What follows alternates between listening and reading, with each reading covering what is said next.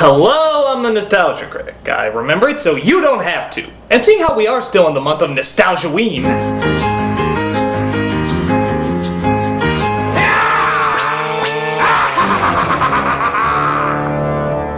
I figure we would play a little game, simply known as the Stephen King Drinking Game.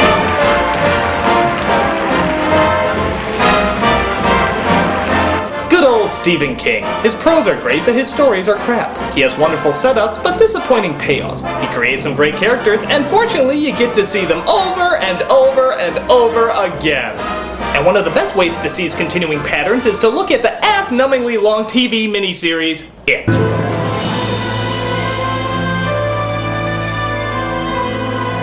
Based on the Stephen King book of the same name, it is another one of those films that loves to succumb to the melodramatic cliches that always seems to make it into every one of his stories. But what really surprises me is how many people say they're actually afraid of this movie. And that's why I've invented this drinking game to calm your nerves. There's a lot of movie to watch and a lot of booze to drink, so let's take a look. First of all, take a shot if your Stephen King story takes place in Maine. Well, that didn't take long.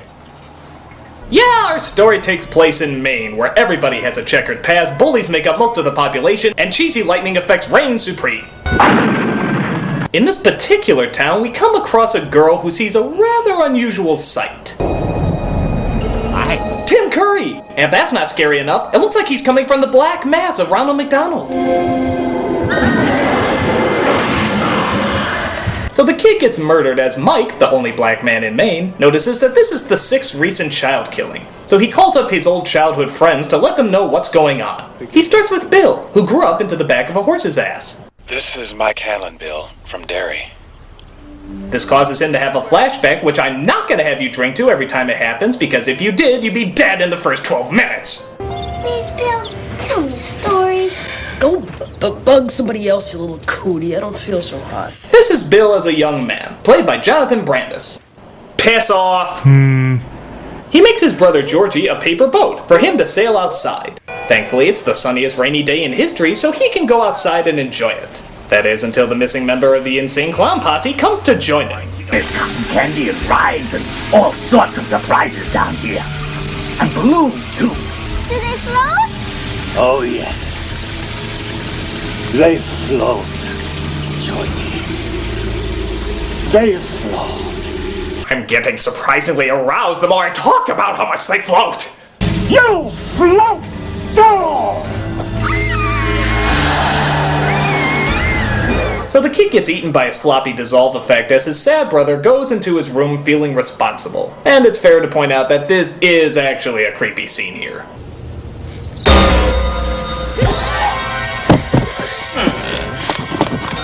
The book starts to have its time of the month when Bill calls for his folks to see it. But the parents, surprisingly, don't seem to see the blood on the book. What were you doing in Georgie's room? Nothing. Dad, listen! I don't want you ever coming in here again, son. Do you understand?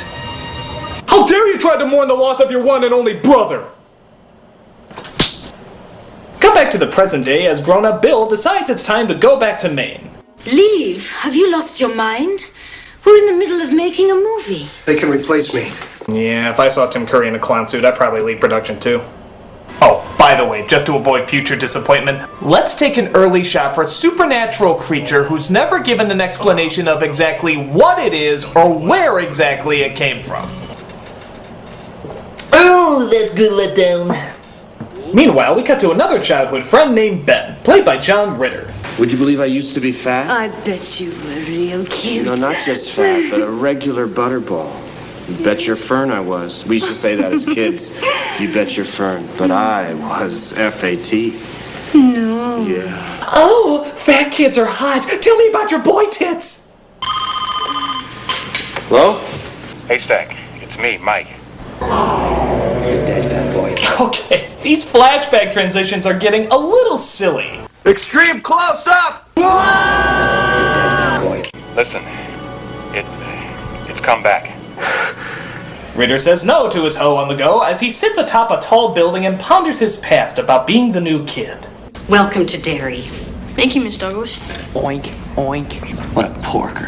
Henry Bowers. You will stay for 1 hour after school every day this week. Now, report to the principal's office. You're dead, fat boy. That I'm going to allow. Threatening his life is okay, but calling him a porker is simply going too far. So Ben meets up with a girl named Beverly. They seem to hit it off pretty good, but the chorus from Grease has other ideas. I want to make sure you remember my name. I'll remember, Henry. I'll remember. How am I going to make sure? Oh, I almost forgot! Take a shot for the one-dimensional bullies that have no development or redeemable qualities whatsoever! Silly me, I thought I came across one that had some form of humanity. Now, so he loses the bullies as he comes across the kids from Stand By Me, I mean his classroom. And of course they become very good friends. But that doesn't help smooth things over with his stepfamily. Hey, Mom, listen to this. Benny's in love. Give this back.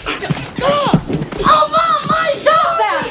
Benjamin, parents can stop that immediately, you young ruffian. I hate you. You're only here because Mom says it's our Christian duty. Hey, take a shot for a heavy-handed slap against conservative fundamentalists. What? That doesn't count? Well, surely there's gotta be some overblown wine fest against Christianity. Oh, alright. I'll have to read another one of your stories to see that religion is evil. So Ben comes across some sort of sewer entrance where the evil clown is waiting for him. Come here, son. You'll like it down there. You'll never have to grow up. Daddy? Yes, my dear. Would I lie? They float. They all float.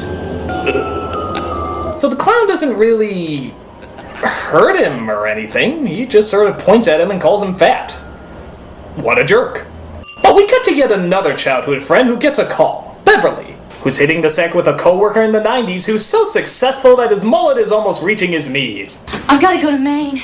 That was Mike Hanlon on the phone. You remember the call at work today? He's an old dear friend. I have to...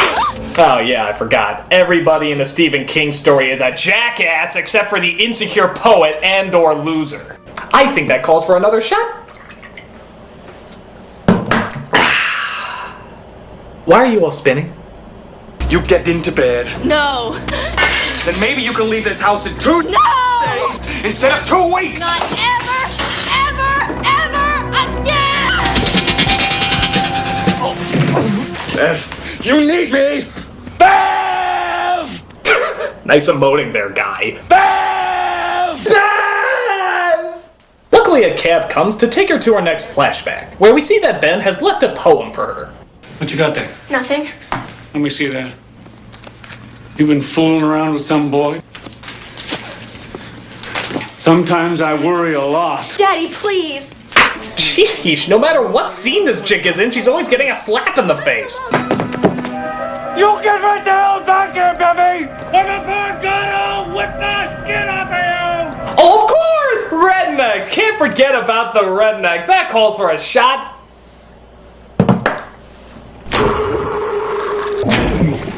So she meets up with Ben and heads over to the rest of the geeks and outcasts who pretty much make up the only fucking decent people in this town. It's the River Nile. And count them 4 sphinxes. Richie Toge is my name. And doing voices is my game. Hey look, Seth Green is playing a funny geek who spends most of his time doing voices. I'm far too tipsy to make a joke out of that. So the gang gets together and starts making a dam. Why? Because it's fucking Maine, and by God, that's as exciting as it gets. Hell, there's even some famous jerk-off writers who write about it. That's how exciting it is up there. So we see Bev and her father back at home when alcoholic! They're always in Stephen King stories, alcoholic! So she goes to the bathroom sink where the clown snot bubble clogs up her drain and gets blood all over the place. Just like before, the grown-ups don't see it. Get to bed. Bloody boogers. Sorry, I think the alcohol started going to my... The camera's pretty. Anyway, cut to the next childhood friend getting a call, which appears to be Andy Dick searching for his happy pills. Where are you going? I gotta go back to Derry. Derry?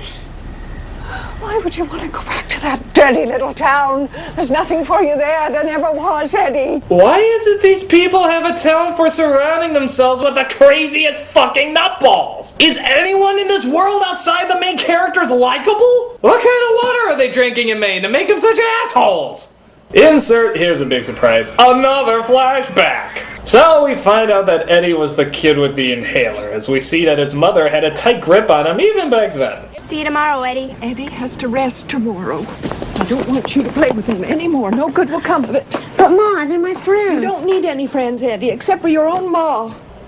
Think that's bad, you should see his brother.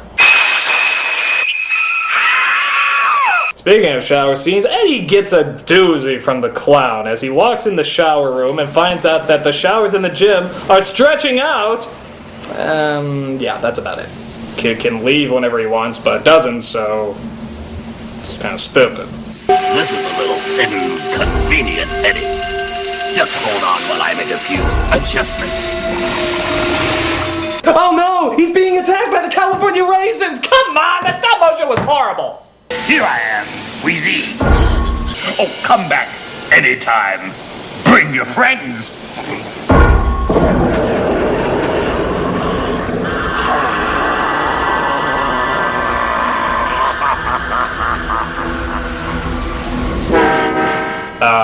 Then what happened? What, you're gonna just stop there? Seriously? Come on, fill us in! What, did he just stare at him awkwardly for the rest of the time?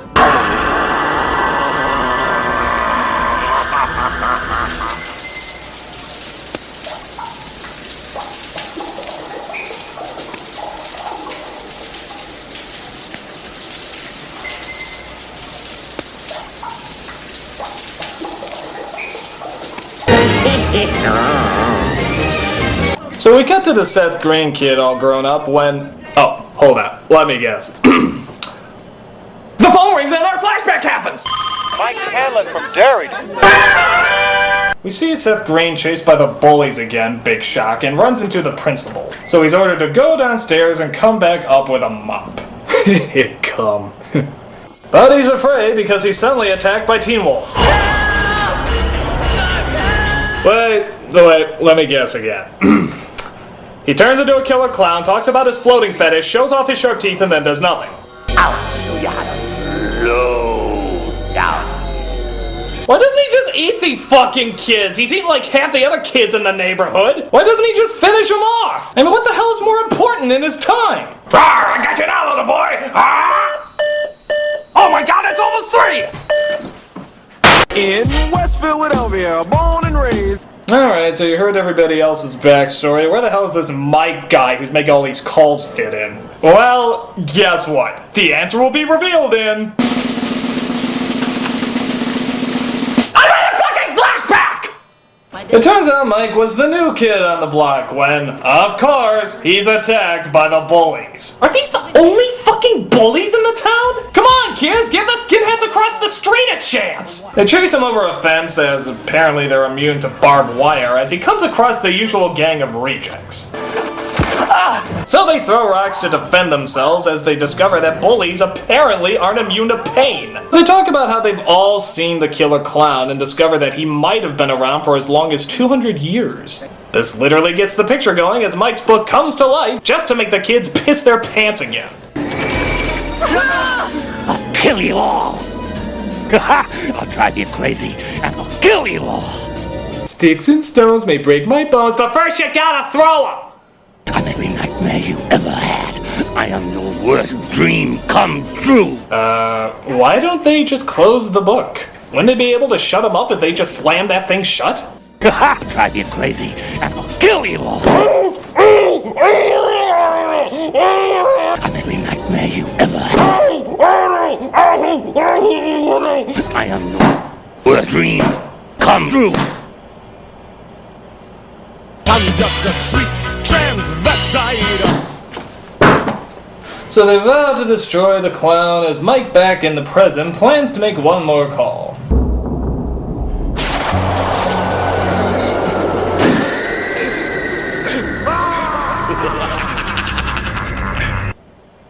Balloon! So Mike makes his last call to Stan, resulting in, oh, blow me if you don't know. Courteous, kind, obedient, cheerful, thrifty, brave, clean, and reverent. They find out that Bev is really good with the slingshot, so she's the perfect candidate to shoot Silver into the monster. Friggin' Silver! Mother's yearns, baby. Solid silver. That's just stuff in movies. Yeah, that's just stuff in the movies. This is a killer clown that can turn himself into a werewolf. You know, real life. So they go into the sewer where they think the clown is. As it turns out, the bullies are there waiting. Where are they going? Down in the sewer, stupid. Yeah. And guess what? They're not coming back out. Did you get that, audience? Okay, in we go. So they go into the sewer to try and fight the monster. This is really suspenseful because I have no idea which characters are going to make it out alive except for all of them. Now, before you die, I want you to think about every rock you threw. Stop! The one-dimensional villain sees murder as the only option. That's in every Stephen King story. I said I'd call murder a shot.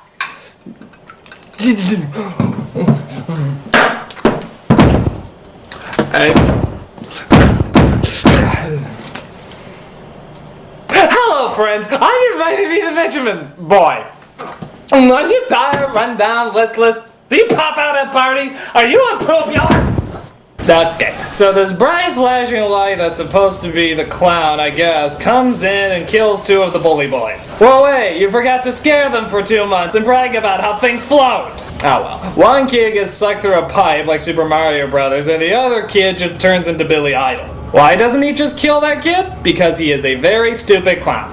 Meanwhile, the kids hold hands because that apparently weakens the monster's power. It's like a Care Bear special, I guess. When Tim Curry pops up and finally tries to kill one of these brats. This is battery acid, you slime!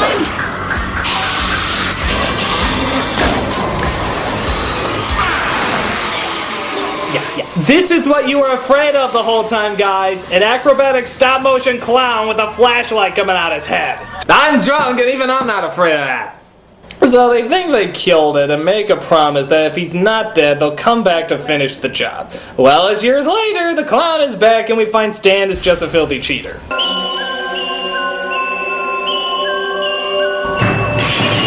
Oh no, she dropped her can of beer. Isn't that the drink that the movie Steel made famous?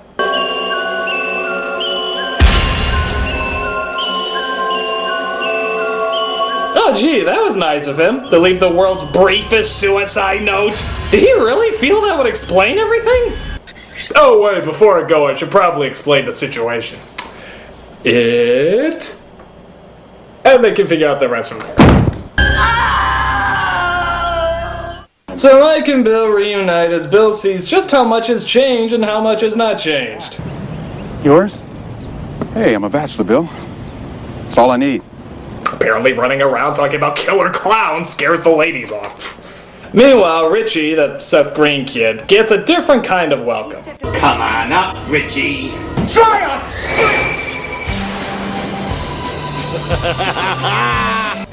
It's those wonderful balloons where even though no one can see or feel them, it still makes people somehow flinch. If you see... Excuse me, sir. Do you have Prince Albert in a can? You do? Well, you better let the poor guy out. Maybe it's because I'm drunk or something, but Tim Curry's a riot. Were people really scared by this guy? He's hilarious. I don't even think his scene is supposed to be this long. I think he just decided to stay on set and annoy everybody. That I had to go. That I had to get cleaned up. Tim, you're done for the day. Can you please piss off? Tell him I'll see him tonight. We have a movie to film here, Tim, and you're really not helping. Please leave.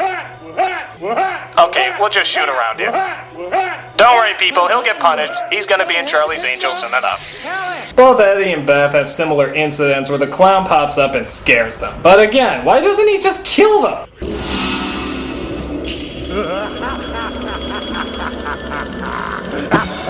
Boy, they're really banking on balloons being scary, aren't they? Do they really think that's gonna threaten people? If that's the case, maybe this movie was a stalker film. Okay, so they meet up at a Chinese restaurant for a nice big reunion. While the camera circles around the table enough times to make you puke, though to be fair, maybe that's from this obnoxious drinking game, we see the only surviving bully is now in a mental institution, where he's transformed into Matlock. Up here. You helped me once, remember? Oh, hey, it's a beautiful Tim Curry out tonight.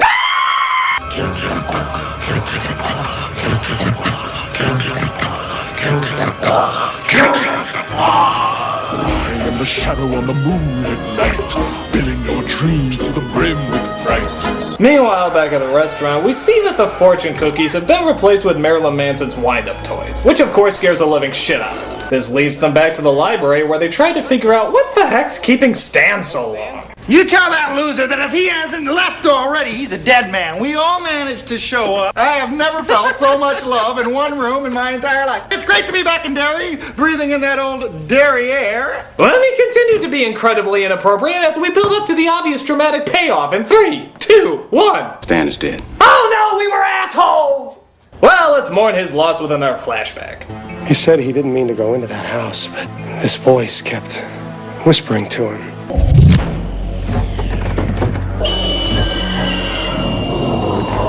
Okay, I must really be gone because that looks like a mummy.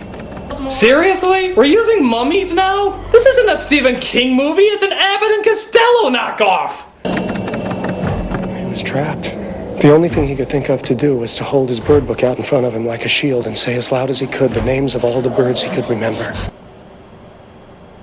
What? Hold his bird book out in front of him like a shield and say as loud as he could the names of all the birds he could remember. Why? Speckled grouse, Baltimore Oriole, gray egret, hammerhead, woodpecker, and brown thrush. Oh, well, and it worked? What the hell? What sense does that make? What, are mummies just allergic to the sound of birds' names? European swallow!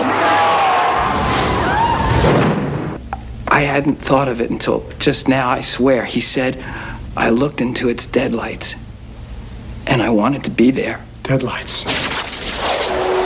Okay, what is up with these stupid sound effects whenever there's a flashback? I mean, will any sound effects do? I looked into his deadlights. You looked into his deadlights? I looked into his deadlights. I sure got something here. Anybody else? Yeah. Oh my god, more balloons! More balloons! Hide your family! Get down, balloons! Ah! Seriously, will you knock it off? There's balloons everywhere in this picture. They're not frightening. I mean, come on! When is a balloon ever gonna look intimidating?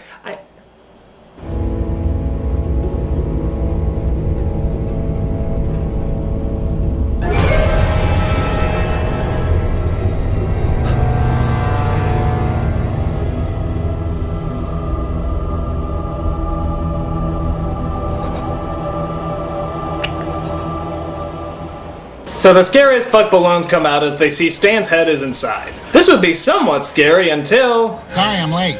Well, let's see who's here. Richie, you still here? We never expected you to stick around. Nice nose job. No one would ever suspect. Haystack, putting on a little weight, huh? Wheezy, how's your sex life?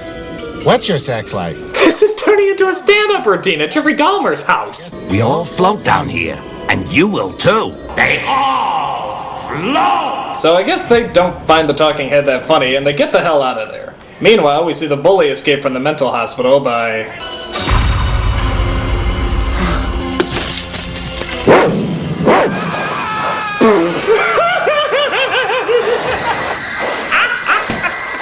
It's the funniest thing I've ever seen in my life.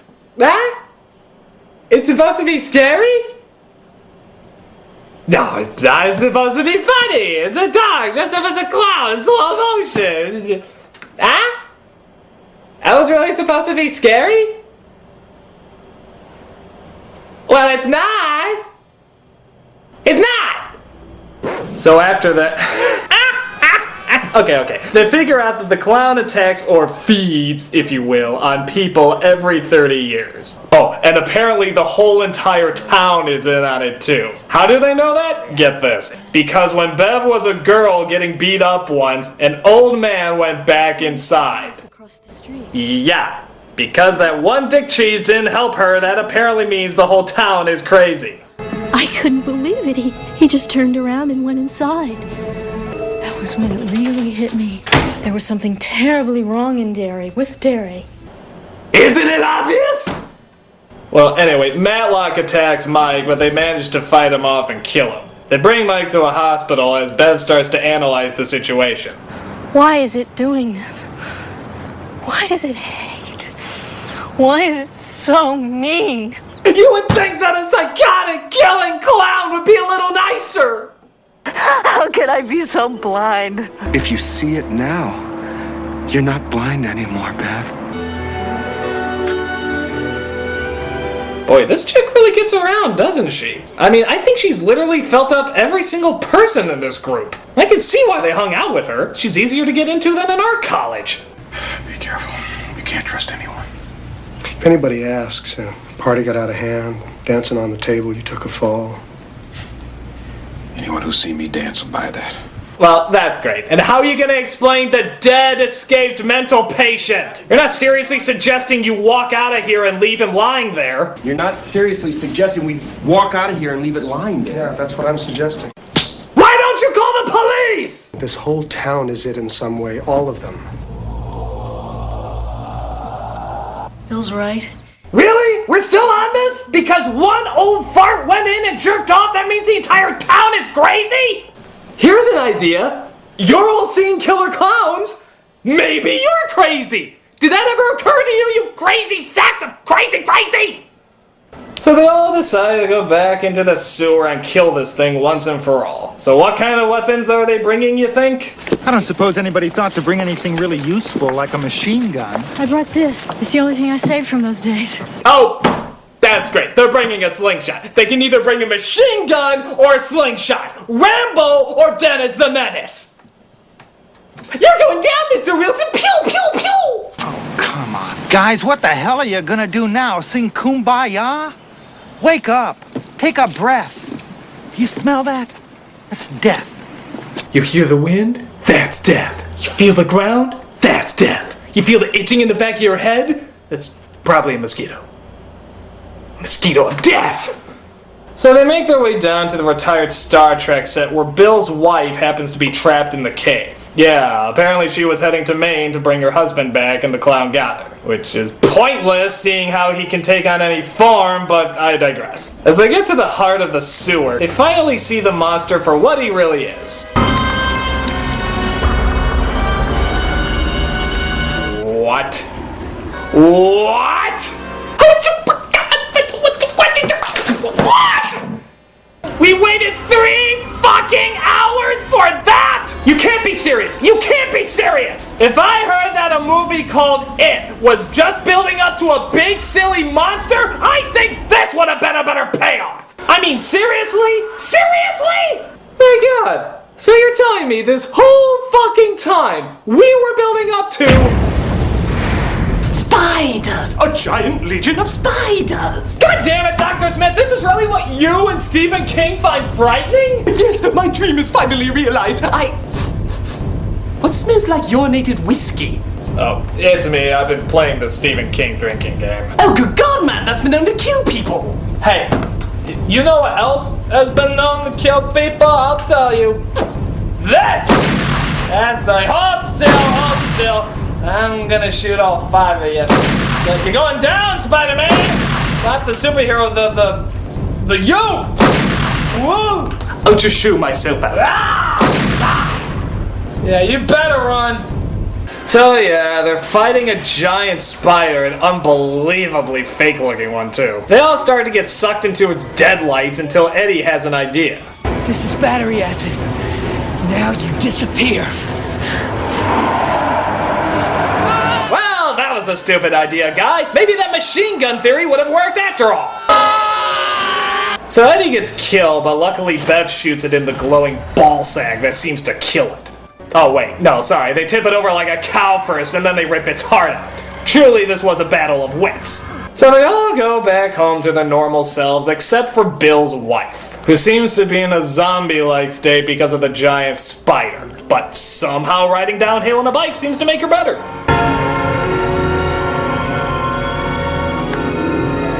So yeah, the character that had like 2 scenes, a few lines of dialogue, and barely any presence, she's gonna be okay. Yeah, I know you're all on the edge of your seats about that, but yeah, she's gonna be okay now. So of course, all that build-up leads to an unbelievable letdown, which is the ultimate staple of Stephen King, which means that gives us our very last shot. This movie sucks! I mean, the stuff with the kids is tolerable because the kids themselves are actually pretty good actors, and of course Tim Curry's a lot of fun, but half the adults are just terrible.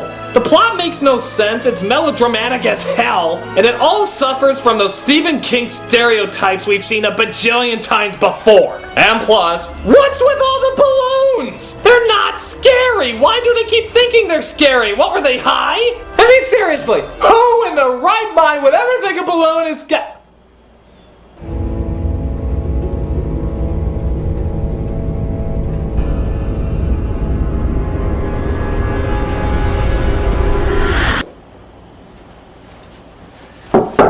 Hey, Critic, I got a new script here. Tell me what you think.